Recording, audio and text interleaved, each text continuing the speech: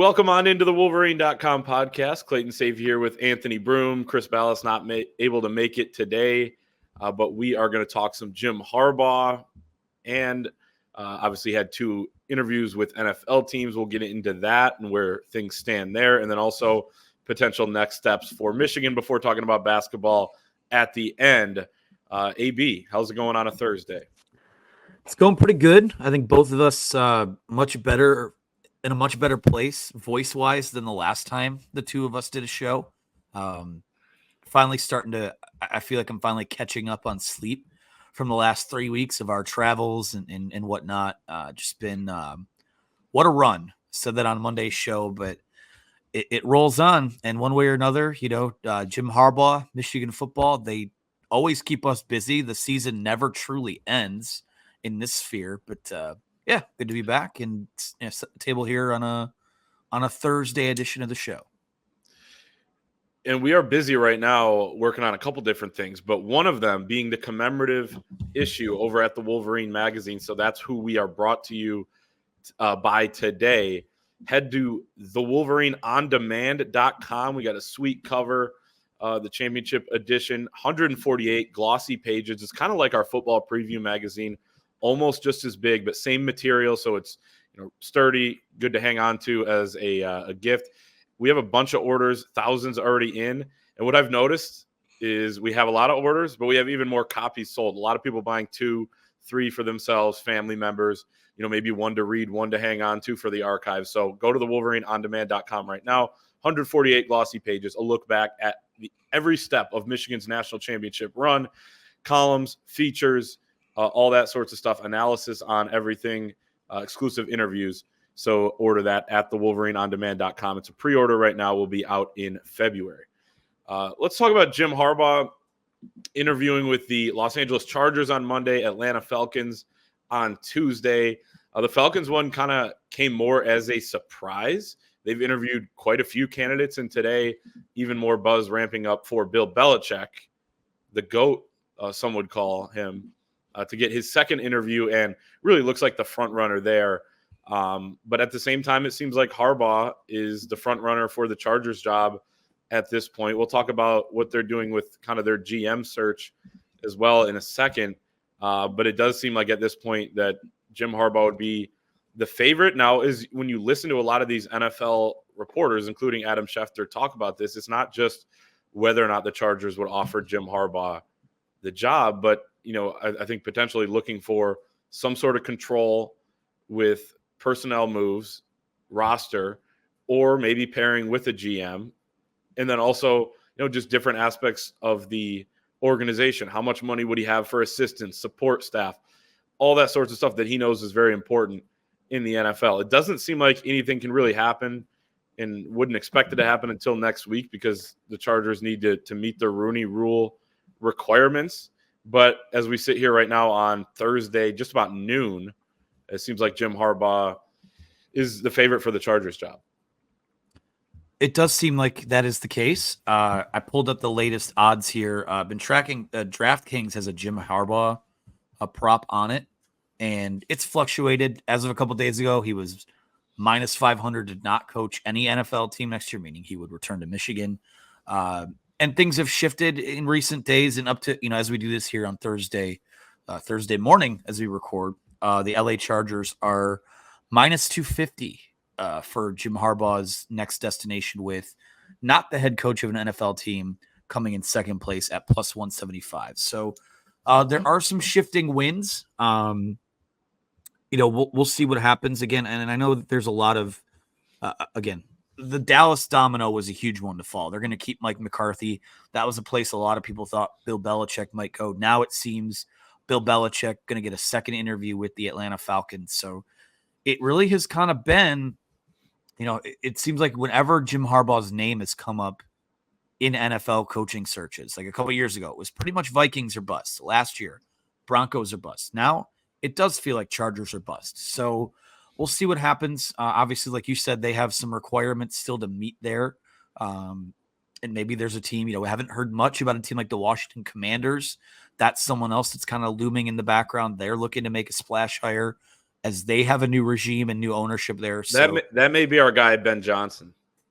It could be, but they might have to wait till after the Super Bowl to make that official. So, I hope so. That's it's a good problem to have if you're a Ben Johnson fan. But yeah, it feels, I don't know what direction you wanted to steer this conversation, Clayton, but to me, this is, I got to choose my words carefully.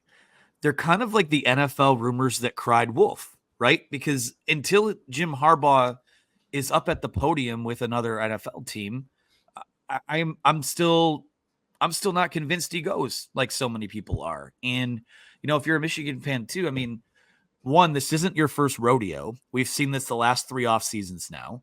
Really, the whispers have been there since he got to Michigan in 2015. And something else, now that they won a national title, I don't want to say the work is done because you have a window to keep competing, but he's done everything that he came here for. And he's done everything that you could have asked for. Mind you, it took him longer than a lot of people thought it would. Again, doesn't matter. After 9 years, 3 Big Ten titles, 1 national title. I think if I told you that back in, December 2014 when he was hired, you're taking that deal. So I think he's, the debate on whether he's earned the right to do this or not, I don't think that is much of a debate anymore. It's just a matter of, this is the game you play. Having Jim Harbaugh and the, I won't say the burden that comes with it, but something you sign up for when you have a guy that's won at a big level in the NFL and then now is won at the biggest level you can possibly win at in college football. Your guy's going to be sought after every year. And this is, I think as long as he's in Ann Arbor, whether it be 5 more days or 5 more years, I think this is just kind of part of the equation. And you could be frustrated if it handicaps NIL, recruiting, whatever it is. But I think that he's proven at this point that this game is worth it. And, there's a lot of talk about who's to blame for the NFL. Like, Jim Harbaugh's interviewing for NFL jobs because he wants to.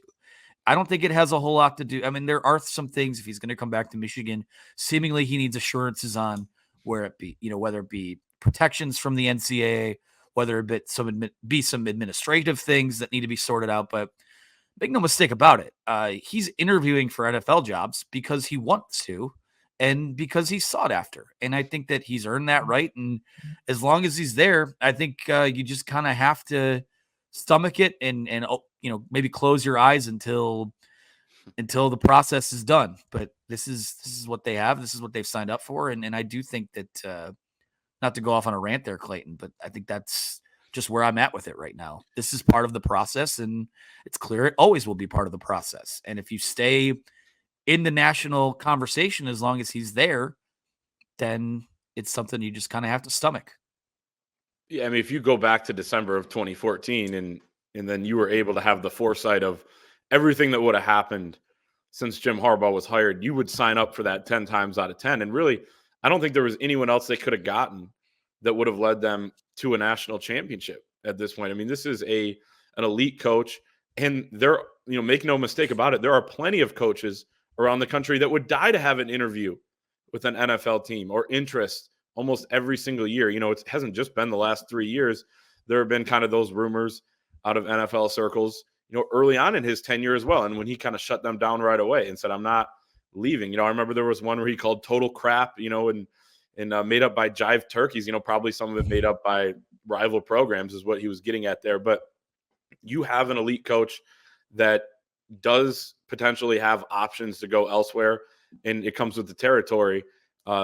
Certainly, you would definitely sign up for that again. The fact that you've won a national championship, you've won, numerous Big Ten championships, you've beaten Ohio State a few times. It's been, a heck of a run so far. The GM search with the Chargers is part of the reason why a lot of people have Jim Harbaugh as the favorite. 4 candidates with apparently with ties to Jim Harbaugh, so you could pair somebody maybe that he would be comfortable working with, and we know that that would probably be a plus over maybe someone he's not comfortable working with or isn't comfortable working with him, like we saw in San Francisco. But Ed Dodds interviewed yesterday. He's the assistant GM of the Colts. Him and Harbaugh overlapped for a year in 2003 with the then Oakland Raiders. Dodds was a low-level front office employee. Harbaugh was the quarterback's coach for that year before he moved on to San Diego. Joe Hortiz, director of player personnel for the Ravens, works obviously with John Harbaugh. Ian Cunningham worked with John Harbaugh with the Ravens several years ago. And then Brandon Brown, assistant GM for the Giants, not the Michigan beat writer, Brandon Brown, but assistant GM for the Giants. And he has some sort of connection to Harbaugh, apparently, according to Ohio State fan and SI's Albert Breer, who seems desperately to want Jim Harbaugh to go to the NFL, by the way. They haven't worked together that I'm aware of, but I guess there's some sort of connection there. So I think if you're a Michigan fan, you're looking for what is going to signal, the potential Jim Harbaugh hire being imminent. Some of that would have to do with what they do at GM. If they hire one of these guys, especially Dodds, who seems to be the guy with the most buzz that they'd pair with Harbaugh, then I think that would be kind of the next step. Yeah, and I think, people need to remember too is that part of the reason that he's even at Michigan and wasn't with the 49ers past the date that he was is the power dynamic was a struggle there with ownership, with the GM. And that's, it's clear that, yeah, I mean, I wrote this yesterday in a mailbag that I did, and we've talked about it here as well. When you're a guy that is as devout to the game of football that he is, there is no grander pursuit than going after a Vince Lombardi trophy. And there's only 32 of those jobs. So, the arguments, oh, well, the Chargers, they're just a tenant in someone else's building. It doesn't matter. They have a franchise quarterback. They've got, I think at least a decent enough core of guys. And, look at our hometown Detroit Lions. It doesn't, if you have the right people in place, it doesn't take that long to flip things around and put yourself in the conversation in the NFL. So it's got to be the perfect situation for him. I think that's clear at this point. I think for him too. Yeah, I mean the GM hires being hand in hand, having everything kind of work out the way it does, and that's all part of the process here. And this is my only wish for him and for Michigan if he does go elsewhere is that I hope that all of this stuff about the noise with the assurances he wants, not feeling supported, not feeling wanted. I hope that is just noise because you want to be able, like, if he's going to leave, you want it to be a celebration of what he accomplished, not, this is the reason, this is X, Y, Z, why he's not here. Because clearly, if it was so easy for him to just leave and get an NFL job, he probably could have done that a few years ago. So, there's going to be. Maybe that's the optimist in me, but I do if he does leave, I suspect there's going to be some hurt feelings on both sides that might take a few years to cool off and come over. But don't forget that 9 years is a long time, and they reached the mountaintop. So for me, I mean, it's just a wait and see at this point. 3 years ago or 2 years ago when he did what he did with the Vikings, that was kind of where you felt like, oh man, it kind of feels like they have a window to keep attacking here. This really would hurt momentum. Whereas now I think that they're much better, set up to withstand him potentially leaving than they were 2 years ago, because you have a built-in replacement in Sharon Moore. Talk about setting Vegas odds. I don't even know if I'd post a board of odds. I think if Jim Harbaugh leaves, Sharon Moore is your next head coach. So, and there's been a very, there's been a very careful path or dynamic to where it seems like he has set up this dynamic among his coaching and support staff to where if someone leaves, someone else moves up. And I think they're about as well prepared as they can be, given that it's January 18th, than they would have been otherwise. So again, we'll see what happens. I'm still on that boat. We're not going to quite, I'm still expecting us to do a spring football press conference where he's there, but it's clear that, it's kind of Chargers or I won't say bust right now, but it does feel like it's trending that way. And if it does, we'll attack it and see what happens. So do you think he goes then, or is he here in the spring for that press conference? Something tells there's a plot twist coming.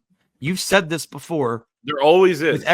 With everything with Jim Harbaugh, nothing ever plays out to its logical conclusion or completion. So to me, no one revels more in the awkward. No one operates better in the awkward than Jim Harbaugh does. And what would be more awkward than having a contract extension that hasn't been signed yet for the last few months, heading into a new era of the program where all these rumors are out there about your relationship with Ward Manuel. And I don't know. It just, I still have a hard time believing it's anyone but Michigan, because everything that's happened with him over the last 3 years would suggest that he was done and he's cooked and he's leaving or going somewhere, and he hasn't yet. So, I mean, it's 50-50, but I still lean towards him being back. Yeah, I don't want to put a number on it. At this point, as we sit here today, and obviously it could change, I would guess that he leaves. But like you said, it may not be the logical. Like, what if it's not the Chargers? What if it's another job, in a couple weeks or something like that pops up and he emerges as a candidate, or he does come back to Michigan? That's the thing. I don't think this is a total foregone conclusion, because Jim Harbaugh is extremely unpredictable. Even when he thinks he knows what he's doing, sometimes he changes his mind. We know that going back to 2011 when he almost took the Michigan job before they hired Brady Hoke. So you never know with Jim Harbaugh. But you kind of alluded to it a little bit, and this is where I wanted to go next, is he is still, communicating with people at Michigan about his contract extension. Our Chris Ballas reporting that on Wednesday. But the Dan Wetzel from Yahoo Sports report earlier this week about, what the holdup is on Jim Harbaugh's extension. And I'll just read from his report, because it's some also that we've alluded to over at the Wolverine, but a little bit more specific. But Dan Wetzel writes, sources said Harbaugh is seeking language that would grant him immunity from termination from any finding or sanction that could arise from multiple current NCAA investigations into the football program. Harbaugh is seeking a matrix of fines be spelled out if there are any future NCAA violations, as well as prohibiting the school's athletic director from firing him for cause, and instead having that decision, should it ever arise, rest in a 3-member arbitration panel. He's also seeking to have any decision involving for-cause termination, whether for NCAA violations or anything else, to be determined by that 3-member arbitration panel rather than the AD, a role currently held by Ward Manuel. Traditionally, for-cause termination of a coach would be determined by his direct supervisor. The athletic director would still be able to fire him for performance-related issues. The arbitration panel is a system used by the university's president. It is common in university executive contracts, but not with coaches, according to numerous college administrators. So I think it's clear here that, and Wetzel does point out what, we already kind of figured or knew, is that the financial terms of this potential contract extension are either fully or mostly ironed out. But there is a holdup here.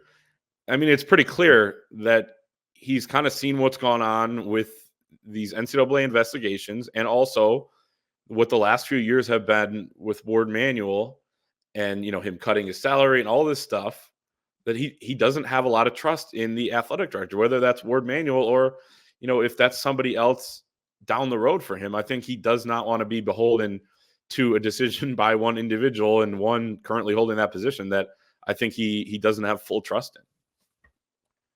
Yeah, and to his credit, I mean, Ward Manuel in recent weeks has come out and been very supportive. But that's the first, whenever he's been in front of a microphone over the last few weeks, again, he has been supportive. He has said he wants Jim to come back. But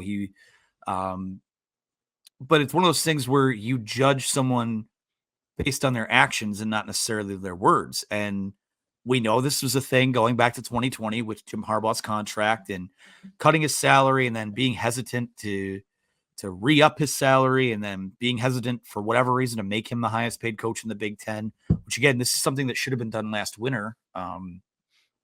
It calls into question the leadership, right, of the athletic department. And again, I have nothing personally against Ward Manuel, but I think that his judgment on a lot of issues has been askew.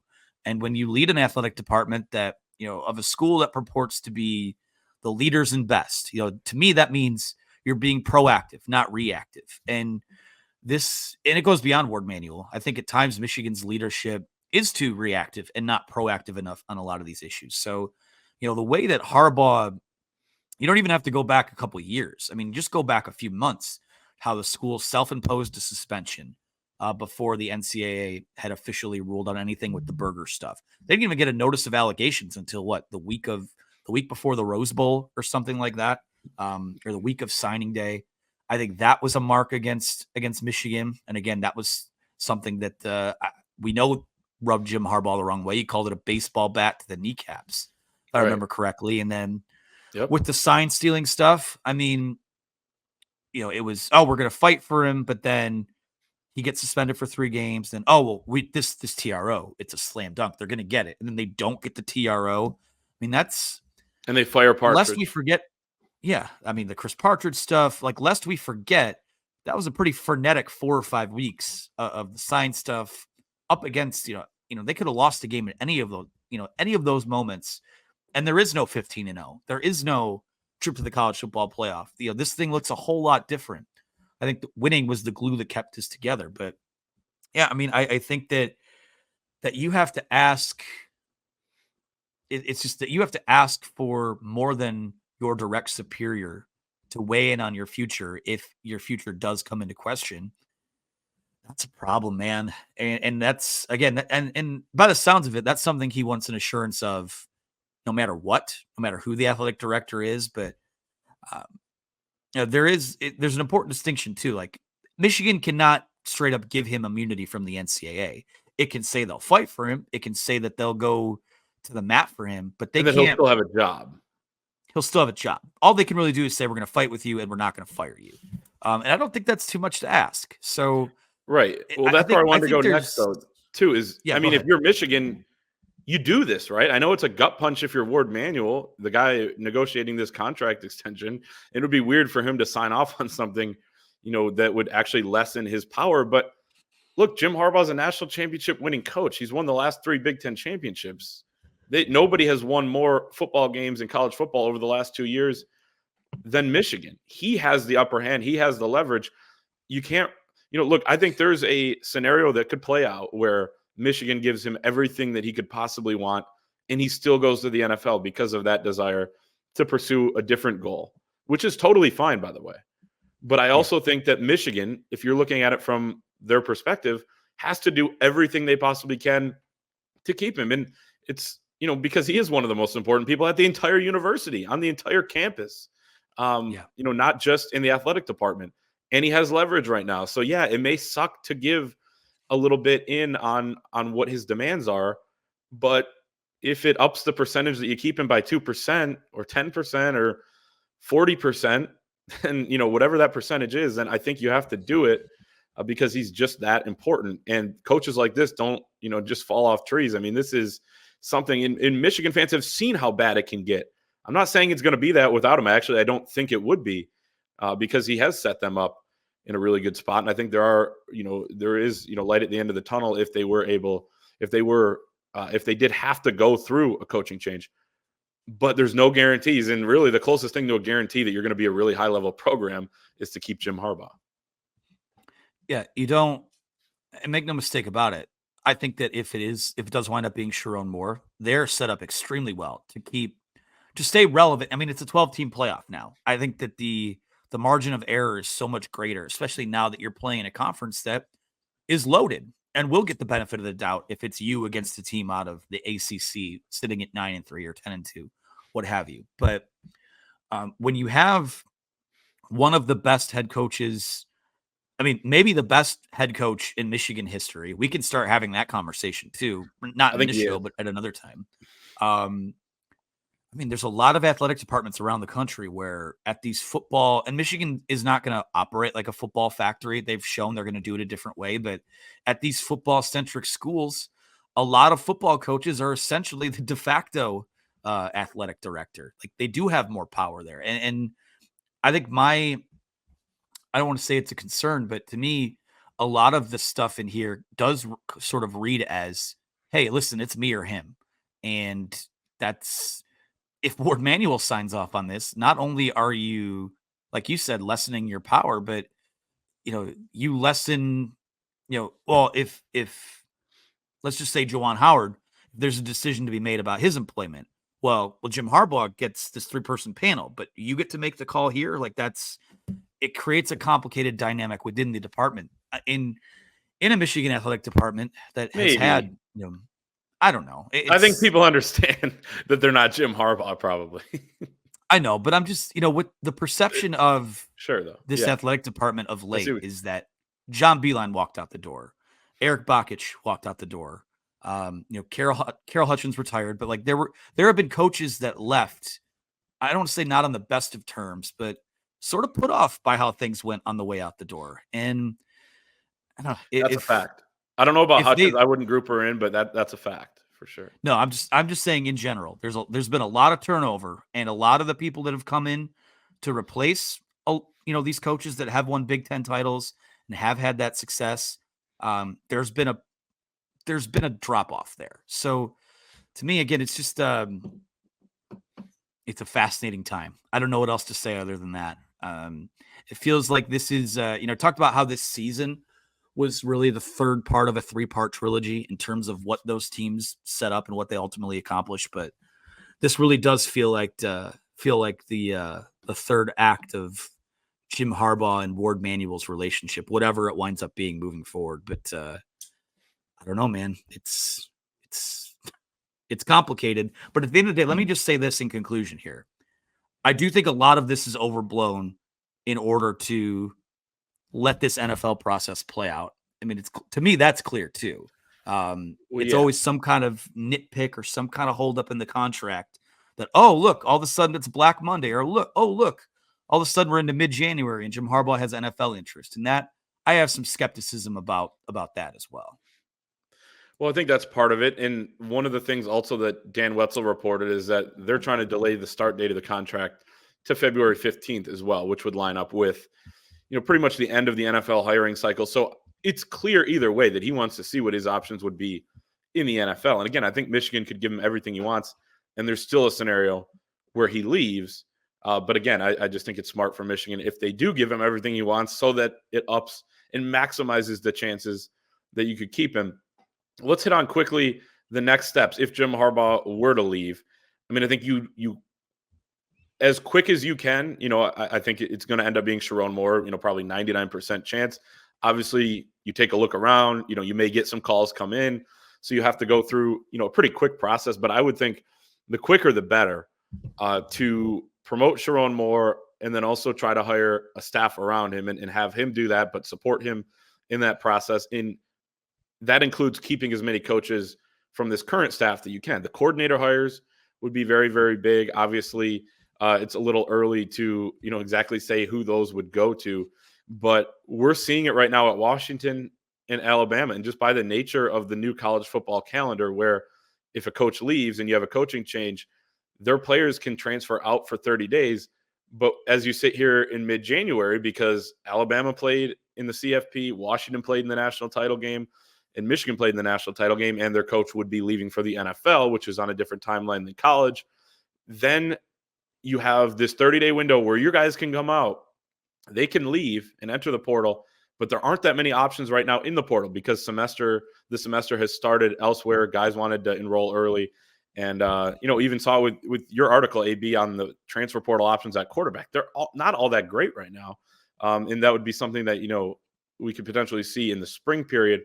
But I say that to say you solidify the coaching staff and really do that also to help solidify the roster, because that's really important. Alabama, over 20 players in the portal right now. Their fans are going crazy, losing their minds. Caleb Downs is in. Isaiah Bond is in. Looks like he is going to go to Texas. And then Washington is at nearly 20 players, but they had a ton of guys as well out of eligibility. And that roster has been, pretty much completely decimated at this point with Jed Fish coming in.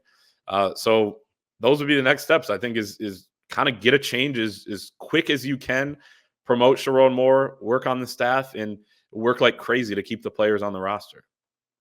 Yeah, I think that's one area where I think Michigan has a leg up over Alabama making a coaching change, Washington making a coaching change, is that, Alabama going from Nick Saban to Kalen DeBoer, that's a massive shift in terms of personality. I assume scheme to a certain extent. I mean, that's huge. And then Jed Fish to Washington, like obviously another outside hire, with Sharon Moore.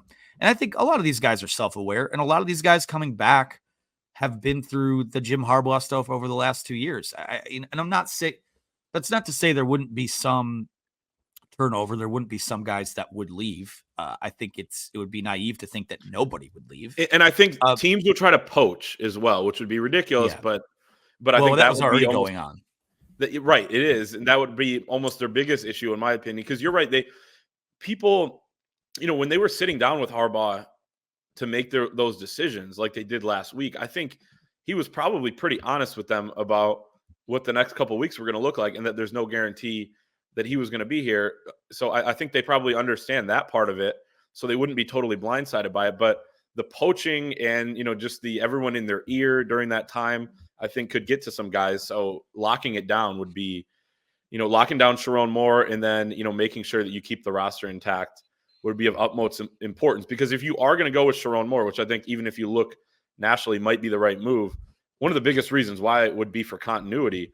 So you have to make sure you get that continuity, pretty much immediately here, so they can keep things going, and then that'll help him in the years to come as well. Yeah, I'll tell you what my next step would be if Jim Harbaugh leaves. And I know that there's been a lot of NFL interest with this guy too. Haven't heard his name pop up anywhere yet, but there's a lot of coaching turnover still to sort out. I'm making Jesse Minter the highest paid defensive coordinator in college football. I think Blake Baker, who just got hired at, I think, LSU, we looked that up here, is going to make about $2.5 million next year. I pay Jesse Minter more of that. I sell this as it's Sharon Moore and Jesse Minter's show. Now, obviously, Sharon Moore will be the head coach. But this is the thing too, is that if it's not Jim Harbaugh, don't let them cry poor about paying your coaching staff. They will have the arsenal to pay whoever they need to pay to keep this, not only the staff intact, but also go out and get something. Or They probably have an extra $5-6 million because you don't have to pay Sharon Moore, 11 or 12, right? Yeah. And I won't speculate on what Sharon Moore would make. I don't even have an idea of what that would look like. But that's to me, I think if it is Sharon Moore, the next highest priority is, hey, can you even keep Jesse Minter for one more year? One more year fund for Jesse Minter, right? A lot of guys from that defense this year are back next year. And I think that if you're going to win football games, if you're going to win a lot of football games next year, your defense is going to have to do it for you. It's probably a little more than this year's defense did. Not to say they'll be as good or as dominant, but I think that defensively, that side of the ball is going to be what keeps you in this conversation next year. So that's my immediate next step. It sounds like, again, this is based on rumblings and what Chris put on the board on Wednesday night. Like, it sounds like they'd be able to keep Ben Herbert, which is also huge. I think that huge. If it is Jim, if Jim Harbaugh does leave, Jesse Minter is the biggest priority. Ben Herbert, probably priority 1B. From there, we'll see what happens. And then you figure out the roster from there. I think that a lot of these guys, like you said, probably had a pretty solid idea of what could happen, are prepared for both scenarios. There will be some guys that leave because that's just how it is. But really, you look at the transfer portal at quarterback, with Talia Tagovailoa, that not going to get that waiver. He's going to the NFL draft now. It pretty much leaves you with Will Rogers, Jordan McLeod, and a bunch of circus peanuts.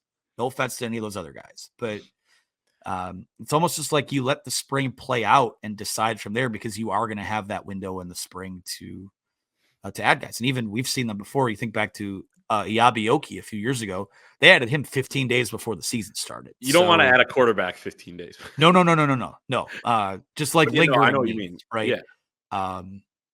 So we'll see what happens. But there's going to be time. Yeah, there will be. That's what's so hard about it, is because guys aren't in right now, but your guys would be leaving potentially. Now, I do think Michigan would be able to avoid being completely decimated like Washington and Alabama have, but that would be interesting to see. So those would be the next steps. So we will continue to monitor that over at thewolverine.com. Let's finish with Michigan basketball. Big game tonight against number 14 Illinois at home, coming off of Michigan's first win in nearly a month. It was 1 day short of being a month in between wins for Michigan, but you could see the relief on the guys' faces. Olivier Kamwa, Terrence Williams, we talked to them after the game on Monday, 73-65 win over Ohio State, and Juwan Howard as well, that they got it done in a pretty nice performance at home against the Buckeyes. Yeah, it was a good win. And again, I wrote this on Monday. No one's going to do jumping jacks over a win that moves you to 7-10, but It was Ohio State. The Fab Five were there. They actually played, I thought, for the most part. There was that run in the second. They got up by 12 and they give up the 16-0 run. But, to their credit, really for the first time this year, we saw them fight back from something like Right. that. And they had a counterpunch. And don't get me wrong, Chris Altman at Ohio State, they have a laundry list of issues in their own right. But, they needed that one badly, because if you couldn't get one against your rival on a Monday afternoon, you have Doug McDaniel, which, again, the margin of error is already gone. But if you're going to stack any sort of momentum, you got to win the games where he is there right now. It was a really nice win, and we'll see what happens with Illinois. Obviously, they don't have Terrence Shannon right now. They've sort of slipped a bit defensively because of that, which leads me to believe we might be in for a bit of a shootout on Thursday night. And I don't know why I feel this way. I have a gut feeling this is maybe another sneaky chance for a Michigan win. But yeah, you got it. I mean, there is no margin for error. If you want to salvage any sort of momentum, you just have to start stacking wins. And it's a tough test ahead of them. They have a rough road. It's Illinois. Then they go to Purdue on Tuesday night. You got Iowa, Michigan State, Rutgers. There are no easy outs. I mean, this is a team that lost to Minnesota and Penn State, who many people thought would be the worst teams in the Big Ten this year. So there are no gimmies on this schedule, but just if this Juwan Howard thing is going to continue past this year, you need to start having some sort of success that you could build off of and hang your hat on. And listen, a potential 2-game winning streak, again, to use that term from earlier, maybe not something people do cartwheels over, but I think it would be important for them to just get this one, and you got to start winning games you're not supposed to now if you're going to have any shot here.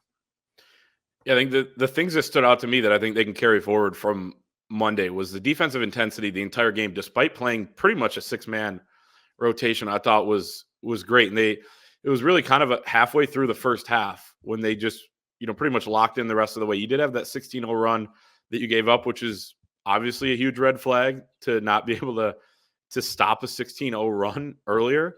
But the fact that the doubt didn't creep in, as Juwan Howard keeps saying, I think was also a positive as well. This team has a lot of scars, in situations like that, but they were able to, they were down 1 with a few minutes to go. It's one of those close games, classic Michigan, and they were able to get it done down the stretch and really win by 7 and make it not as close of a game at the end because of some dagger shots that went in, including by Terrence Williams, 5 for 5 from 3. He has made 43s this year, shooting 44.9% on 89 attempts, 15 of 30 in Big Ten play. Last year, made just 17 threes. So he's, well over double his amount of made 3-pointers from last season, was shooting 25% there on 68 attempts. And Michigan made 12 overall in that game. So if you can make 12 threes, I think you're going to have a good chance. But, you don't want to have to. This was the first game, too, that Michigan won on the season that they didn't hit 1.2 points per possession, which is a ridiculously high number to have to hit to win. And I think that speaks to the way they defended against a good offensive team in Ohio State. You're going to have a really good offensive team in Illinois coming in tonight. But yeah, you mentioned the slip on defense. They were ranked number 19 on Bart Torvik's T rank before Terrence Shannon went out. He is currently suspended with charge for rape. Now they're 108th since he has been out of the lineup in defensive efficiency. Surprising loss by 9 points at home to Maryland over the weekend, which also means they're probably going to be more motivated. But this would be a really good opportunity for Michigan to kind of keep things going. And then you have Purdue on Tuesday without Doug, which seems like, pretty much an impossible task at this point. But should be a pretty good crowd. It's a whiteout at Chrysler, first whiteout of all time. What do you think? I didn't even know that was a thing. So it'll look like that should be interesting. Michigan State. I assume it's an 8:30 tip on a Thursday. I assume there will be plenty of sprinkles of blue in there, given we'll see how full the place is. But yeah, it's again, it's one game at a time. It's one night out at a time right now. Just gotta see if you can carry it over. That's something that has been so frustrating about a lot of the last 2 years under Jim Harbaugh under Juwan Howard and still in football brain. They haven't been able, they'd have a game where they bring a good, they make shots, they play well on defense, and then they just don't build off that. It just all flies out the window the next game. So creating some sort of sustainability would be huge. And again, I know what the perception is at this point. You are what your record says you are at 7-10, but bigger opportunity ahead of you to grab one from a team that, quite frankly, without Terrence Shannon is extremely beatable. So we'll see if they can bring it, and I'm excited to see how it plays out. Just nice to be back in Chrysler Center after the bowl travel and holiday stuff, and it's always kind of a comfort place for me. Just always enjoy heading out. So big game on a Thursday night. Yeah, nothing like college hoops. Excited to be there. Follow it at thewolverine.com. Exclusive offer for podcast listeners and viewers. Promo code UM1 over at thewolverine.com gets you 2 months of premium access for just $1. Make sure to like the video if you're watching on YouTube. Subscribe to our YouTube channel, and we will see everyone next